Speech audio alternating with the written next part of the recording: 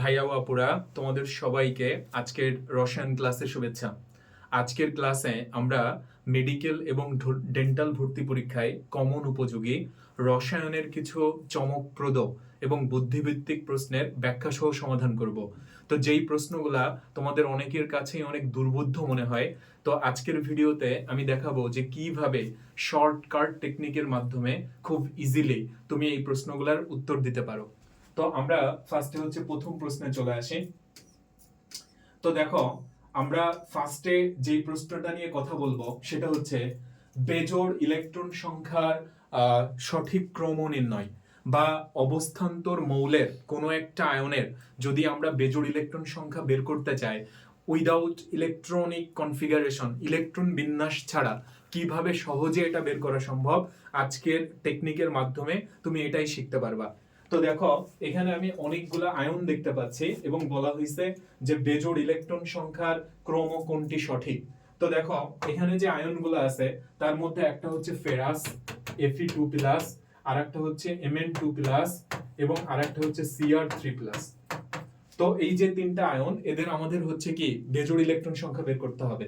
তো এটা বের করবা কিভাবে? তুমি দেখো, আয়রনের পারমাণবিক সংখ্যা হচ্ছে 26, তাইলে এর সর্বশেষ এস এ ইলেকট্রন আছে 2টা আর সর্বশেষ ডি তে ইলেকট্রন আছে 6টা। এটা হচ্ছে আমাদের কৌশল, যে 3D ব্লক যে মৌলগুলো আছে তাদের পারমাণবিক সংখ্যার প্রথম অঙ্গটা সে সর্বশেষ এস এর ইলেকট্রন সংখ্যা নির্দেশ করে এবং পারমাণবিক সংখ্যার শেষ অঙ্কটা সেটা হচ্ছে সর্বশেষ ডি এর ইলেকট্রন সংখ্যা নির্দেশ করে। তাহলে আয়রনের সর্বশেষ এস এ ইলেকট্রন আছে 2টা আর সর্বশেষ ডি তে ইলেকট্রন আছে 6টা। এখন যদি Fe2+ হয় তাহলে সে এই যে এস এর 2টা ইলেকট্রন ত্যাগ করে ফেলবে, তাইলে ডি তে কয়টা থাকবে? ডি তে ইলেকট্রন থাকবে 6টা, আর ডি তে যদি 6টা ইলেকট্রন থাকে তাহলে কিন্তু বেজোড় ইলেকট্রন হয় 4টা। কারণ তোমরা এটা নিশ্চয়ই জানো যে ডি এর হচ্ছে 5টা ভাগ থাকে, 5টা ভাগ। তো প্রত্যেকটা ভাগে যদি আমি প্রথমে একটা একটা করে ইলেকট্রন দিই, পরবর্তীতে যদি আরো একটা ইলেকট্রন দিই, তাহলে এখানে কিন্তু বেজোড় ইলেকট্রন থাকে হচ্ছে 4টা। তাহলে কি বুঝলা? যে Fe2+, এখানে বেজোড় ইলেকট্রন আছে হচ্ছে 4টা। এরপরে একইভাবে দেখো, আমরা যদি ম্যাঙ্গানিজের বেলায় চলে আসি, ম্যাঙ্গানিজ হচ্ছে 25, Mn25, তাইলে হচ্ছে এস এ ইলেকট্রন আছে 2টা, ডি তে ইলেকট্রন আছে 5টা। তাইলে আমি যদি এস এর 2টা ইলেকট্রন ত্যাগ করে দিই তাহলে ডি তে থাকে 5টা, তাইলে এখানে বেজোড় ইলেকট্রন হচ্ছে 5টা। Mn2+ এ বেজোড় ইলেকট্রন হচ্ছে 5টা। এরপরে চলে আসো ক্রোমিয়াম হচ্ছে 24, তাইলে এস এ ইলেকট্রন 2টা, ডি তে ইলেকট্রন 4টা। পরবর্তীতে আমরা জানি যে এই ইলেকট্রন বিন্যাসটা S1D5 হয়ে যায়, তবে তুমি যদি এটা ধরেও হিসাব করো এই ক্ষেত্রে কোনো সমস্যা নাই। কিভাবে? তাইলে আমার ক্রোমিয়াম 3+, তাহলে ক্রোমিয়াম 3+ মানে কি S থেকে 2টা চলে যাবে আর D থেকে একটা চলে যাবে, তাইলে আমার D তে ইলেকট্রন থাকবে হচ্ছে 3টা। তাইলে আমি কি দেখতে পাচ্ছি যে ফেরাসে বেজোড় ইলেকট্রন 4টা, Mn2+ এ বেজোড় ইলেকট্রন 5টা আর Cr3+ এ বেজোড় ইলেকট্রন হচ্ছে 3টা। তাহলে সব থেকে বেশি বেজোড় ইলেকট্রন থাকবে Mn2+ এ, তারপরে Fe2+ এ, তারপরে হচ্ছে Cr3+ এ। তাইলে আমরা যদি একটু ক্রমগুলা দেখার চেষ্টা করি, প্রথমত হচ্ছে Mn2+, এখানে হচ্ছে 5টা, Fe2+ এখানে হচ্ছে 4টা, আর ক্রোমিয়াম 3+, এখানে হচ্ছে 3টা। তাইলে আমরা কিন্তু প্রথম অপশনে সঠিক উত্তরটা কিন্তু পেয়ে গেলাম। তাইলে এইভাবে শর্টকাট টেকনিকের মাধ্যমে খুব সহজে আমরা বেজোড় ইলেকট্রন সংখ্যার ক্রম বা কোনো একটা অবস্থান্তর মৌলের আয়নের বেজোড় ইলেকট্রন সংখ্যা বের করে ফেলতে পারবো। এবারে আমরা চলে আসি পরবর্তী প্রশ্নে। তো দেখো, নেক্সট কোশ্চেনটা খেয়াল করো। এখানে বলা হয়েছে কোন অক্সাইডটা সবচেয়ে বেশি অম্লধর্মী, এবং এখানে 4টা অপশন দেখতে পাচ্ছি আমরা। তো এখানে সবার আগে তোমাকে যে জিনিসটা মনে রাখতে হবে, অধাতুর অক্সাইড হচ্ছে অম্লধর্মী, অধাতুর অক্সাইড অম্লধর্মী, এবং সেটা যদি পানির সাথে বিক্রিয়া করে তাহলে হচ্ছে একটা অম্ল পাওয়া যায়। তাইলে দেখো, এখানে সিলিকন ডাইঅক্সাইড আছে SiO2, সে যদি পানির সাথে বিক্রিয়া করে তাহলে হচ্ছে সিলিসিক অ্যাসিড পাওয়া যাবে, H4SiO4, এটা হচ্ছে সিলিসিক অ্যাসিড। এরপরে চলে আসি P2O3, এটা যদি পানির সাথে বিক্রিয়া করে তাহলে পাওয়া যাবে ফসফরাস অ্যাসিড, H3PO3। এরপর আসো দেখো SO3, সে যদি পানির সাথে বিক্রিয়া করে তাহলে পাওয়া যাবে সালফিউরিক অ্যাসিড। এরপরে চলে আসে হচ্ছে Cl2O7, ও যদি পানির সাথে বিক্রিয়া করে তাহলে পাওয়া যাবে পারক্লোরিক অ্যাসিড। তুমি বলতে পারো যে আমি এত দ্রুত কিভাবে এই অ্যাসিডগুলো লিখতে পারতেছি। এটার জন্য একটা কৌশল হচ্ছে কি, যে তোমরা মনে রাখবা অক্সাইডে কেন্দ্রীয় পরমাণুর জারণমান যা হবে উৎপন্ন অ্যাসিডেও কেন্দ্রীয় পরমাণুর জারণমান তাই হবে। এখানে সিলিকনের জারণমান হচ্ছে +4, তাহলে অবশ্যই এখানেও সিলিকনের জারণমান +4 হবে। এখানে ফসফরাসের জারণমান +3, তাহলে এখানেও ফসফরাসের জারণমান +3। এখানে সালফারের জারণমান +6, এখানেও সালফারের জারণমান +6। এখানে ক্লোরিনের জারণমান +7, এখানেও ক্লোরিনের জারণমান +7। এবার খেয়াল করো, আমরা 4টা অক্সো অ্যাসিড পাইলাম।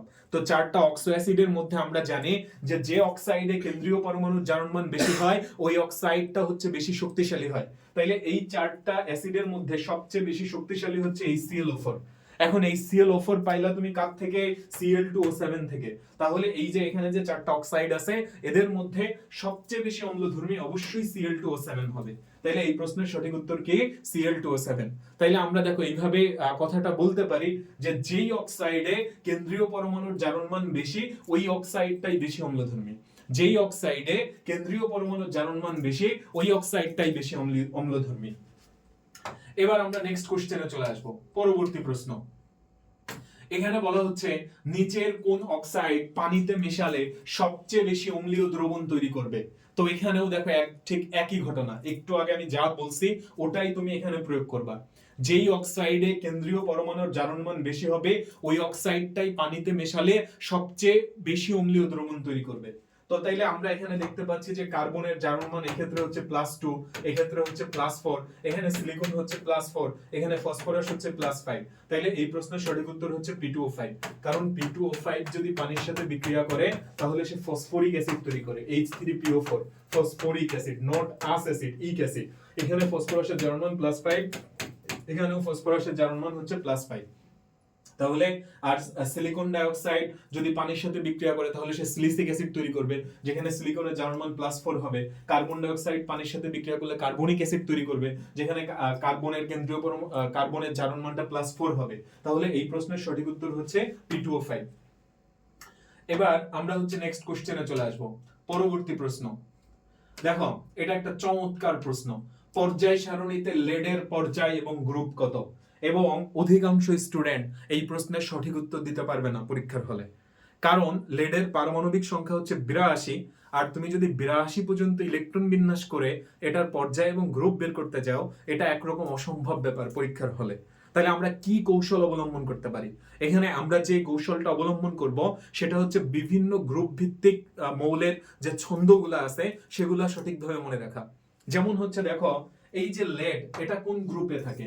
এই যে লেড হচ্ছে তোমার গ্রুপ 14 এ থাকে। এটা গ্রুপ 14 এর মৌল একটা। গ্রুপ 14 এ কি কি মৌল আছে? সিসি, জেনে শুনে পালালে, সিসি জেনে শুনে পালালে।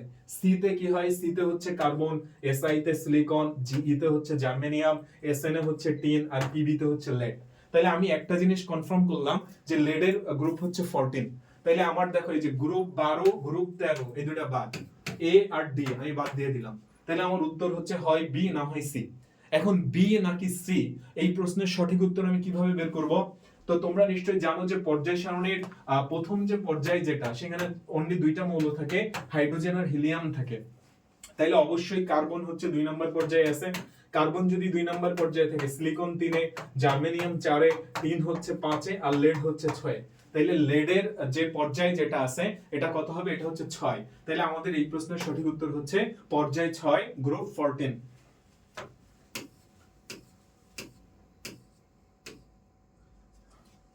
তো ভাইয়া বাপুরা, তোমরা দেখলা যে আমরা কিছু দুর্বোধ্য কঠিন প্রশ্ন আর উত্তর কত সহজভাবে বের করলাম।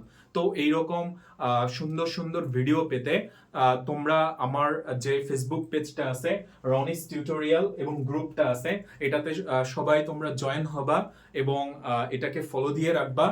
এবং তোমাদের যে সহপাঠী আছে, ব্যাচমেট আছে, জুনিয়র আছে, তাদের সঙ্গে আমাদের এই ভিডিওগুলা বেশি বেশি করে শেয়ার করবা, তাহলে তারাও উপকৃত হবে।